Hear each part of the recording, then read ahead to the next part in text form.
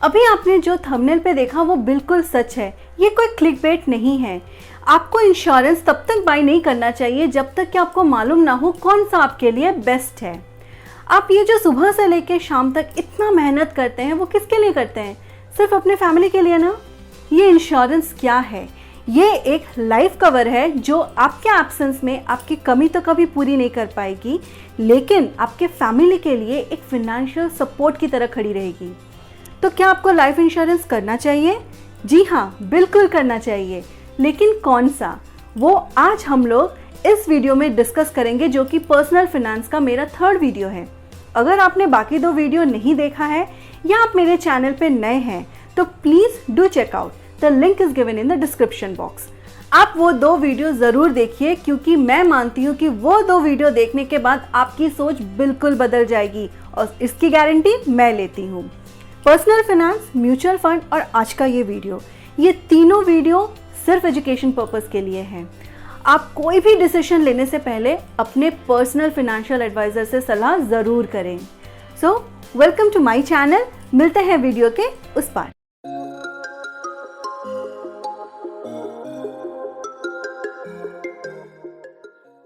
आज के इस वीडियो में हम बात करेंगे लाइफ इंश्योरेंस के बारे में, जो कि आपके वेल्थ को प्रोटेक्ट करता है।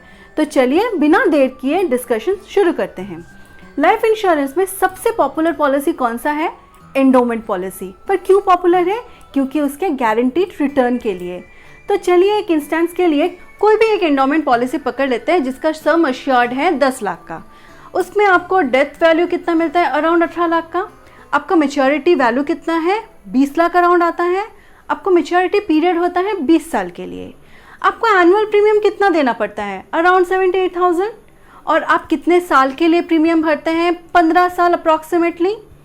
15 साल का अगर हम लोग कैलकुलेशन करेंगे तो टोटल प्रीमियम कितना आता है? अराउंड 12 लाख का।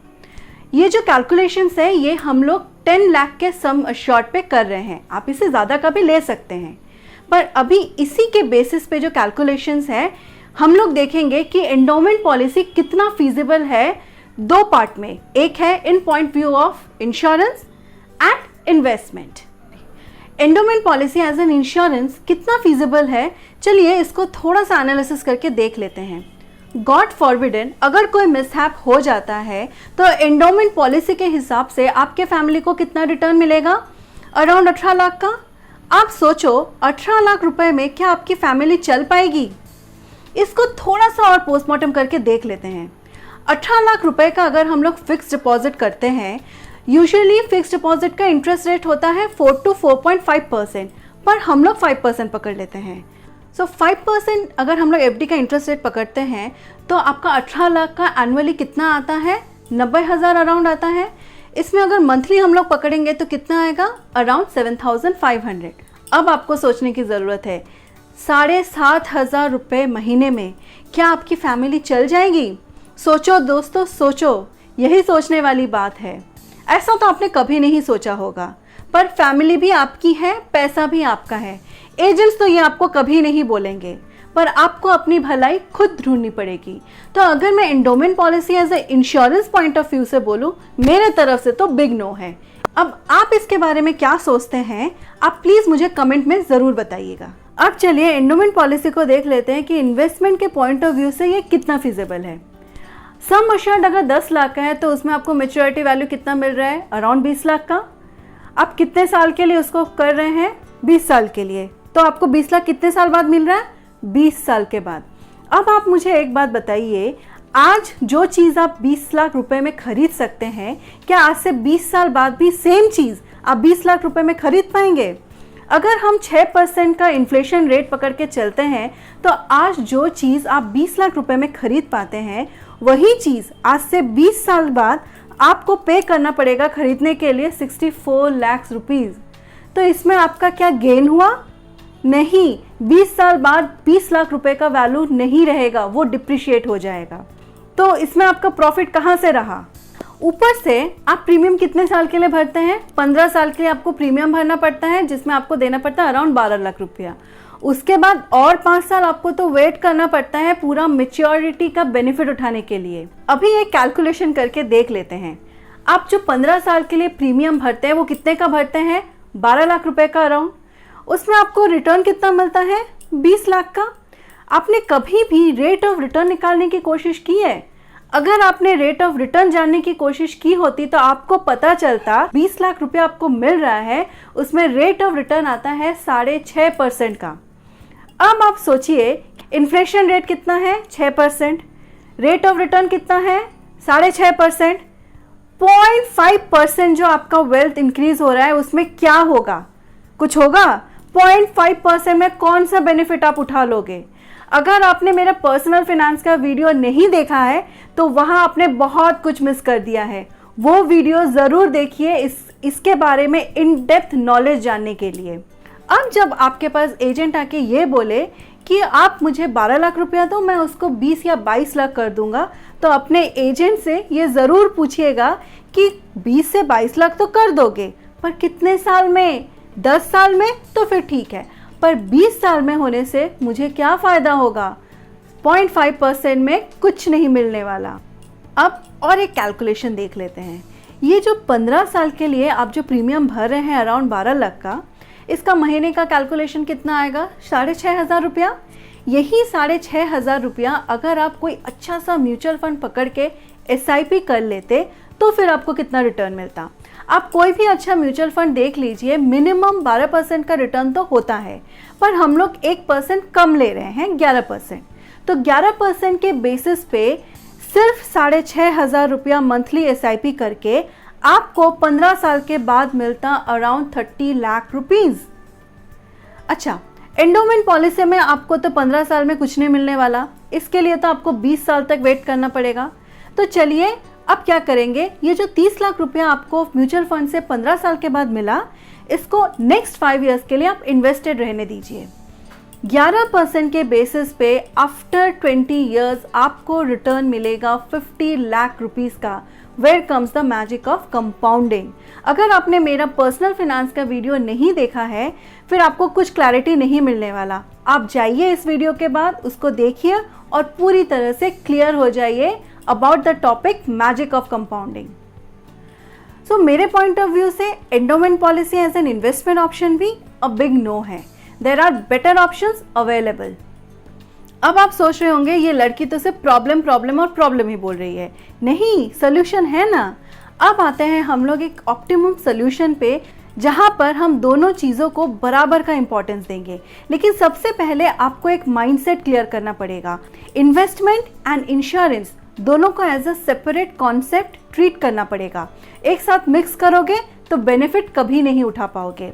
अब चलते हैं इंश्योरेंस पे। कौन सा इंश्योरेंस ले? इंश्योरेंस में आपको लेना चाहिए टर्म इंश्योरेंस। कोई भी एजेंट टर्म इंश्योरेंस को यूनिट लिंक्ड और एंडोमेंट पॉलिसी के ऊपर प्रेफरेंस नहीं देंगे, क्योंकि इसमें कमीशन थोड़ा कम मिलता है।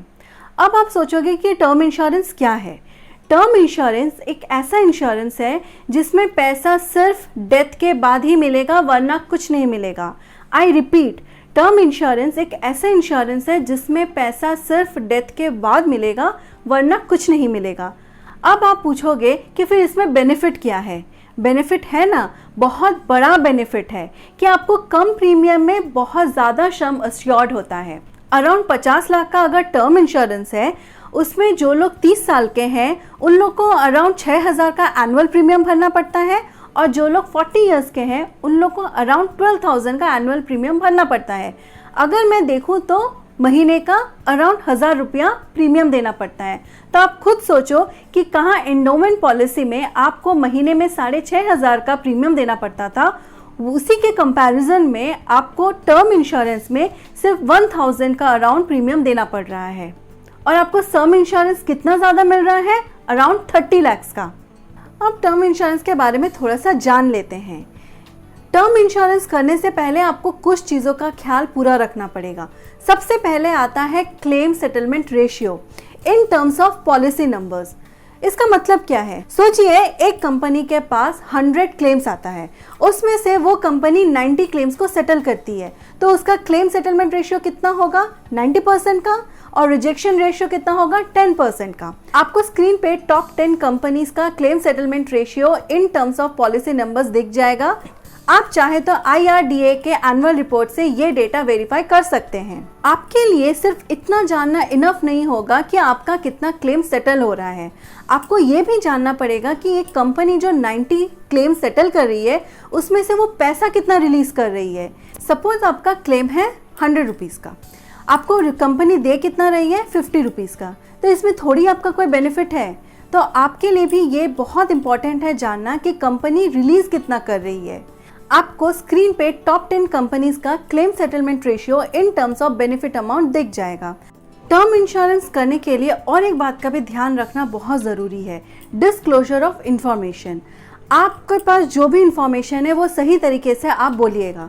अगर आप स्मोकिंग करते हैं तो वो ज़रूर बताइए, अगर आपका कोई भी बीमारी है बहुत सालों से वो भी बताइए। आप सोचिए अगर आप जो पॉलिसी ले रहे हैं वो आपके सिर्फ एक मिस इन्फॉर्मेशन के वजह से अगर रिजेक्ट हो जाएगा तो फिर इसमें क्या बेनिफिट रहेगा। और ऐसा हुआ है, एक इंस्टेंस है जहाँ पर एक आदमी का एक्सीडेंट में डेथ हो जाता है और उसका क्लेम रिजेक्ट हो जाता है। क्यों? क्योंकि वो बैठा हुआ मिलता है ड्राइवर सीट पे, लेकिन उसके पास कोई भी वैलिड ड्राइविंग लाइसेंस नहीं था, तो इसके वजह से उसका क्लेम रिजेक्ट हो जाता है। तो थोड़ा ज़्यादा प्रीमियम देने के चक्कर में आप कोई भी गलत इन्फॉर्मेशन मत दीजिएगा, इससे लॉस भी आप ही को होगा। तो इंश्योरेंस के बारे में तो आपको क्लैरिटी मिल गया। अब आते हैं इन्वेस्टमेंट ऑप्शन पे। चलिए हम लोग बजट वही पकड़ लेते हैं जो आप एंडोमेंट पॉलिसी के वक्त 6,500 रुपये का दे रहे थे मंथली। अभी आप कौन सा इंश्योरेंस कर रहे हैं? टर्म इंश्योरेंस, मतलब आपका 1,000 रुपया मंथली जा रहा है प्रीमियम के तौर पे, और आपके हाथ में कितना रहा? 5,500 रुपया। यही 5,500 रुपया आप कोई भी अच्छा म्यूचुअल फंड में SIP कर लीजिए। लेकिन ध्यान रखिए कि अगर आपको इसका बेनिफिट उठाना है तो आपको मिनिमम 10 साल के लिए तो सोचना ही पड़ेगा, क्योंकि कोई भी अच्छा म्यूचुअल फंड का रिटर्न हमेशा लॉन्ग रन पे ही दिखता है। हम जो 12% या 11% का जो rate of return on investment का बात कर रहे थे, ये ट्रेंड है। इससे ज़्यादा भी हो सकता है, इससे कम भी हो सकता है, इसमें रिस्क हमेशा रहेगा। प्लीज़ ये दिमाग में अच्छे से घुसा लीजिए कि इसमें रिस्क रहेगा, इसमें गारंटीड रिटर्न नहीं है। लेकिन आपको जो एंडोमेंट पॉलिसी में गारंटीड रिटर्न मिल रहा था उसमें आपका कौन सा बेनिफिट हो रहा था? ना आपके इंश्योरेंस के तौर पे बेनिफिट हो रहा था, ना आपका इन्वेस्टमेंट के तौर पे बेनिफिट हो रहा था। कोई भी चीज़ करने के लिए थोड़ा रिस्क तो उठाना ही पड़ेगा, क्योंकि पैसा भी आपका है, लाइफ भी आपका है। अगर आप इसको इम्पोर्टेंस नहीं दोगे तो कौन देगा? अभी कुछ कैलकुलेशन देख लेते हैं कि ये जो 5,500 रुपये का आप SIP कर रहे हैं वो आपको रिटर्न कितना देता है। ये जो 5,500 रुपये का आप SIP कर रहे हो, आफ्टर 15 ईयर्स सेम रेट 11% के ऊपर आपको देगा अराउंड 25 लाख। लेकिन एंडोमेंट पॉलिसी में तो आपको 15 साल में कुछ नहीं मिल रहा था, उसमें तो आपको 20 साल के बाद मैच्योरिटी वैल्यू मिल रहा था। तो सेम पैरामीटर के बेसिस पे ये जो 25 लाख के अराउंड आपको मिला म्यूचुअल फंड से, उसको नेक्स्ट 5 इयर्स के लिए फिर से इन्वेस्टेड रहने देते हैं।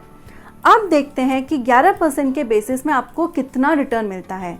आपका कॉर्पस इंक्रीज हो जाएगा अराउंड 42 लाख। सिर्फ 5,500 मंथली SIP करने से विद इन 20 ईयर्स आपका कॉर्पस हो जाता है 42 लाख। वेयर एज आपके एंडोमेंट पॉलिसी में आपको कितना कॉर्पस मिल रहा था? 20 लाख अराउंड। तो आप खुद सोचो कि कौन सा ज़्यादा बेनिफिट रहेगा। अभी मैं यहाँ पर एक पॉइंट ऐड करना चाहूँगी।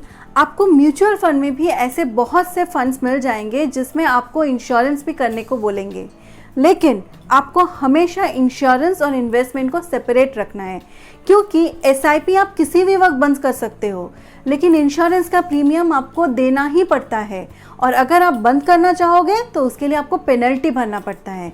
इसीलिए investment and insurance, keep both of them separate. अगर आपने ये वीडियो पूरा देखा होगा तो अभी तो आपको पूरा क्लैरिटी मिल गया होगा कि आपको इंश्योरेंस लेना चाहिए या नहीं, और अगर लेना चाहिए तो कौन सा लेना चाहिए। अगर इस वीडियो से आपको थोड़ा सा भी हेल्प मिला है, please do like, share and subscribe my channel and support me.